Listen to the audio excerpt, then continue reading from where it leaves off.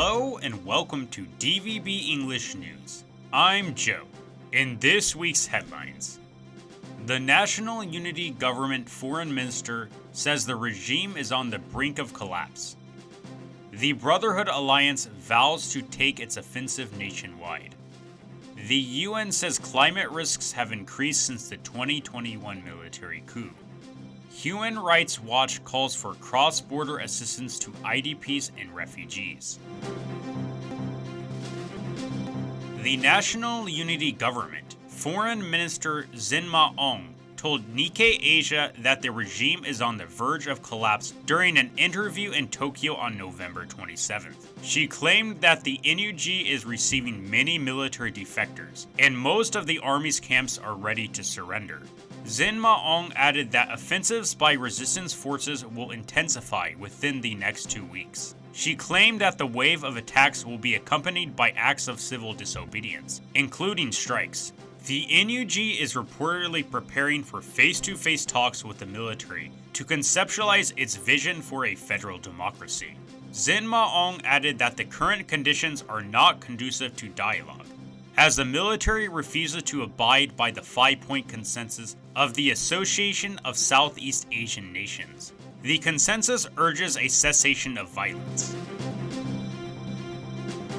The military's Yangon Regional Command ordered all local administrations and departments to be prepared for an attack earlier this week.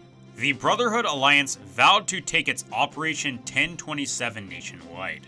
The offensive was launched in northern Shan State on October 27th. The Brotherhood Alliance consists of the Myanmar National Democratic Alliance Army, the Daang National Liberation Army, and the Arakan Army.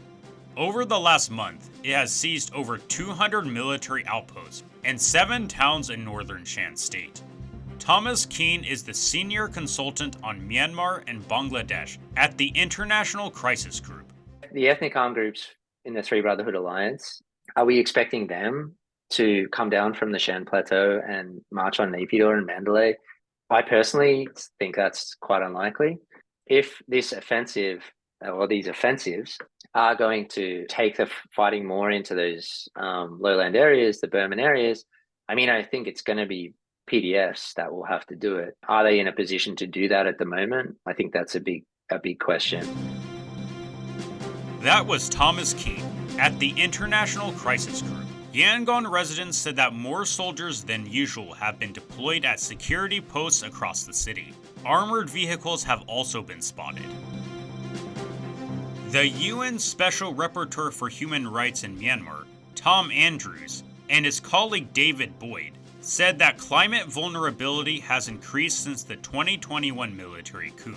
Andrews and Boyd said that the military regime has accelerated the exploitation of Myanmar's natural resources, including timber, jade, and rare earth minerals. The UN experts stated that resource extraction by the military funds human rights abuses, pollutes water sources, and destroys forests.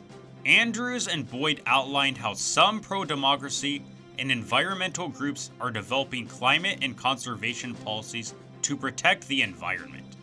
The UN states that Myanmar is one of the countries most vulnerable to climate change. The Deputy Asia Director at Human Rights Watch, Phil Robertson, told DVB that he expects the situation for internally displaced persons, or IDPs, and refugees from Myanmar to worsen as fighting spreads nationwide. The international community needs to step up with some innovative approaches to get assistance to local communities through local partners, recognizing that there are, in fact, existing networks that can deliver aid and use those networks. That was Phil Robertson, Deputy Asia Director at Human Rights Watch. He called on Thailand, India, and China to stop restricting networks that provide humanitarian assistance to both IDPs and refugees along Myanmar's borders. And that's all for this week's headlines. I'm Joe. Stay tuned to DVB English News on Facebook, YouTube, X, Instagram, Threads, and TikTok. Follow us on Spotify, Audible, Apple Podcasts, Amazon, or YouTube Music. We're available wherever you get your podcasts. Thanks for listening.